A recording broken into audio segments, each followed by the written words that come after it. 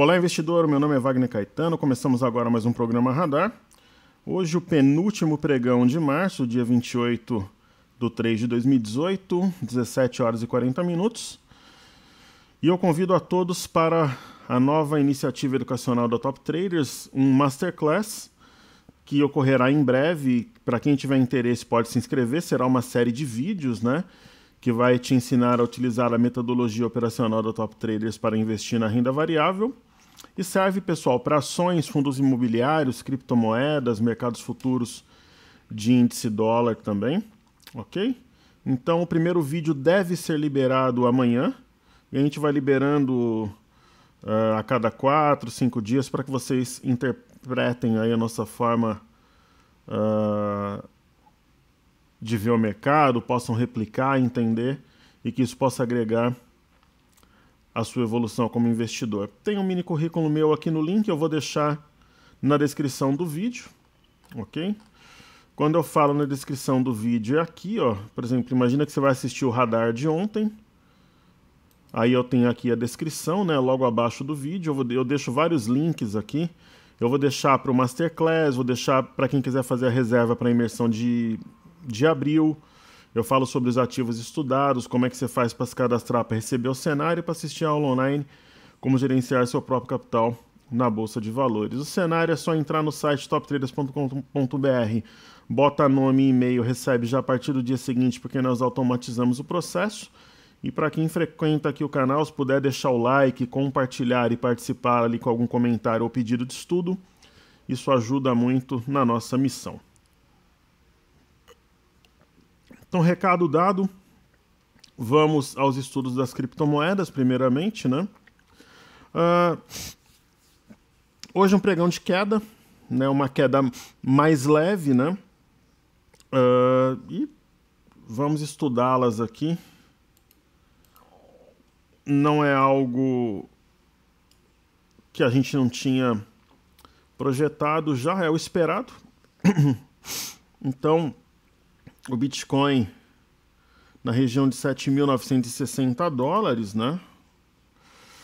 O que a gente pode esperar aqui, pessoal? O Bitcoin, ele vem de uma tendência de baixa de curto prazo, né?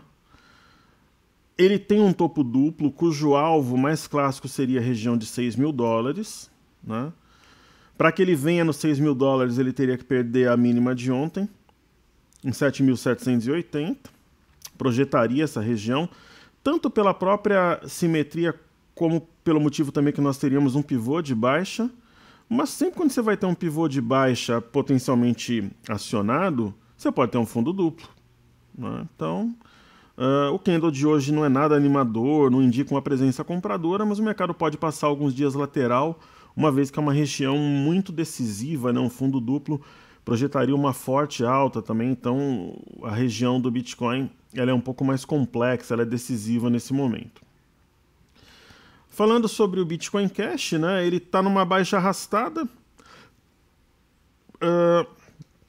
Essa região aqui é de forte suporte, né, região de 864. Ontem ele tinha ficado devendo, tinha vindo a 873, 874, hoje veio, inclusive abaixo do 864. E isso, pessoal, projeta 764 dólares para o Bitcoin Cash. Agora, se o Bitcoin, por exemplo, que está numa região de suporte mais clara, montar um piso ali, um fundo e começar a subir, acho que dificilmente o Bitcoin Cash ficaria para trás, né? Querendo ou não, essas criptomoedas, essas altcoins, Bitcoin Cash, Ethereum, Ripple, que a gente estuda, e as demais também, elas orbitam ali em torno do Bitcoin. Ok? Inclusive, as criptomoedas serão abordadas na imersão de abril. O Ripple, uma baixa também arrastada, tinha um alvo muito claro aqui para ele, desde aqui de cima, que era 58, 59 centavos de dólar, está exatamente ali. Então cumpriu o alvo, deve ficar algum tempo lateral, com viés levemente baixista, oscilando um pouco. Pode buscar 66 ali também. O Ripple tem muitas promessas aí de associações, e aí o mercado foi se frustrando um pouco e batendo nele na venda, mas não deixa de ser interessante, talvez ele dê uma oportunidade de compra dentro em breve. O fluxo no exterior, assim, ele tá negativo de uma forma geral nas commodities, nas bolsas, então. Aí você fala, pô, professor, mas de repente o pessoal poderia, os traders aí, buscar segurança, uma fuga nas criptomoedas. É uma hipótese, é um cenário possível sim, mas ainda não foi materializado. Falando do Ether, do Ethereum, né, ou do Ethereum, o correto seria Ethereum, né, falando, mas pode ser Ether, Ethereum também. Ele também continua, desculpa, movimento baixista. O alvo dessa movimentação é $415, ele caminha para lá, que é essa região de fundo aqui. Pode ir levemente acima ou abaixo, ele tem a venda dominante, especialmente com a perda dessa linha de tendência de alta. Aqui embaixo é capaz dele segurar, tem a banda de Bollinger inferior também, seria um alvo após a perda da LTA e deste fundo aqui, perto de $520. Ok? Agora, vamos dar uma olhada nos fechamentos da Europa, né? Europa fechando sem direção única. O índice DAX na Alemanha caindo 0,25, o FTSE subindo 0,64 e na França subindo 0,29. Na Ásia, até em decorrência da forte baixa dos mercados americanos ontem, fechou em queda. Vamos dar uma olhada aqui na bolsa da China e Xangai e também no índice DAX de Frankfurt. Primeiro, abrindo ali Xangai. O que a gente observa é uma tendência de baixa. O mercado teria espaço para um repique, sem mudar em nada a tendência, uma vez que está muito longe da média. Ontem houve uma alta, mas aí o mercado devolveu tudo e fechou perto da mínima, aqui deixando sombra superior. Então, mesmo que hoje exista um movimento lateral ou de alta, lá não muda a tendência de baixa de curto prazo.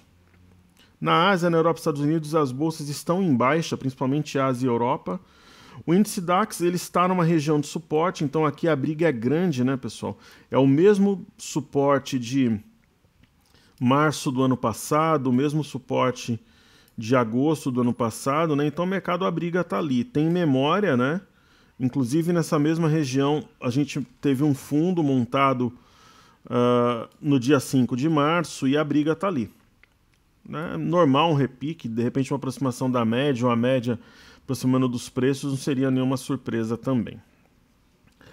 Nos Estados Unidos as bolsas fecharam, né? Vamos dar uma olhada aqui para a gente. As bolsas oscilaram bastante hoje, mas o viés baixista predominou, então o índice Nasdaq fechando a 6.949 pontos, menos 85. Então é a tendência de baixa, né? Eu não vejo nenhuma alteração significativa. A região é de suporte, ó. Foi o fundo aqui do dia 29/12. O mercado foi milimetricamente ali e segurou. Esse é o ponto a ser perdido, região de 6.900 pontos. Se for perdido, projeta a mínima deste candle aqui do mini crash, que estaria perto de 6.630 pontos. Mas pode haver um repique aqui, aquela história longe de média e tal. Inclusive um repique até esse fundo aqui não mudaria em nada a inclinação baixista de curto prazo. O tamanho dos candles é muito diferente do que a gente viu nos últimos meses antes do mini crash, né? Então isso chama muito a atenção. Petróleo também caiu, a gente vai estudar a seguir. Dá uma olhada aqui nos gráficos, né? Criptomoedas já foi. Então vamos lá, vamos dar uma olhada no gráfico do S&P, do Dow Jones, petróleo e do EWZ.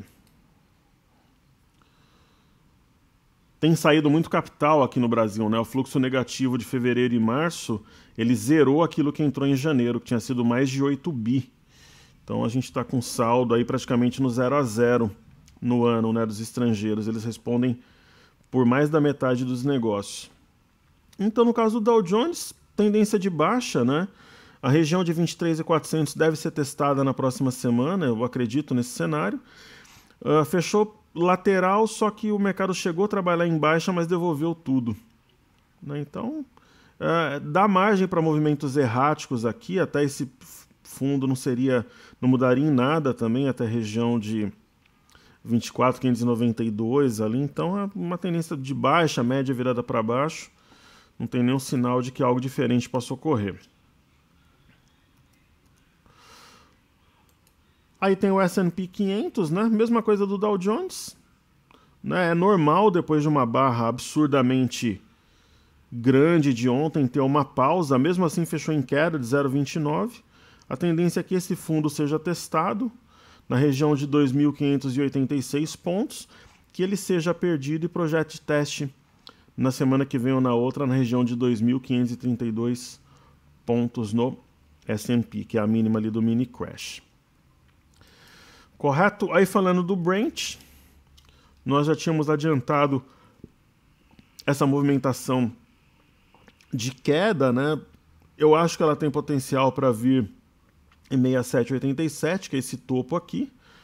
Então nós temos duas estrelas cadentes, hoje um padrão de equilíbrio, só que a mínima e a máxima são mais baixas que ontem. Eu acho que a tendência aí é que o mercado de petróleo continue aí a correção. E vale notar que a média de 21, ela está perto desse topo também, ela deve subir um pouco e aqui o mercado encontrar algum tipo de piso, fazer um repique, alguma coisa do gênero, mas eu acredito que essa região ela seja atingida aí na próxima semana. E já começando com os ativos aqui domésticos, né, vamos falar do DWZ. Falamos das 4 criptomoedas principais, né? Xangai, DAX, Nasdaq, S&P e Dow Jones. O EWZ nada mais é que a ETF brasileira negociada em Nova York com mais liquidez, é como se fosse o BOVA11 lá fora. É uma cesta de ativos também, é possível operar o EWZ, eu operei durante quase 3 anos, para mim e para um grupo, né, como Authorized Trader. Trader autorizado, então, longe da média de 21, um pregão de alta, mas que não significa tanta coisa, penetrou muito pouco ali no candle de ontem. Pessoal, processo normal, dá a pancada e depois dá uma pausa. Né? Isso não é nada, por exemplo, surpreendente. A tendência, mesmo que amanhã repique, o mercado entre no movimento de repique de curto prazo, mas a tendência é que depois ele volte a cair. Então nós estamos numa fase de topos e fundos descendentes. O movimento para baixo não é linear, então tudo dentro dos conformes aí. Correto? O Ibovespa já fechou, né? Agora são exatamente 17,52. Hoje eu vou lá no jogo, pessoal que me encontrar lá, vamos torcer juntos lá, Corinthians e São Paulo. Por volta de 18h30, 18h40 eu vou sair de casa, vamos eu e meu filho. E eu tinha dado palpite para Corinthians e Bragantino, né? Acertei 2-0. Hoje, o meu palpite para o jogo, 2-0 Corinthians. O 3-1, se eu tivesse 2 palpites, eu falaria 3-1. Mas como pode ser um palpite só, 2-0 Corinthians. Ok?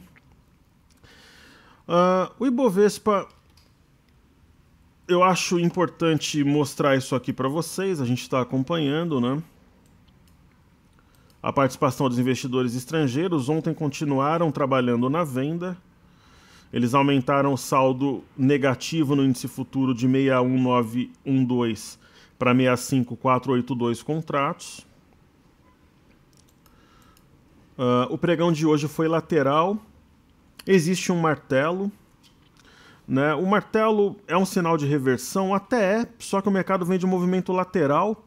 Seria a mesma coisa de dizer, por exemplo, que essa shooting star aqui teria um grande efeito baixista.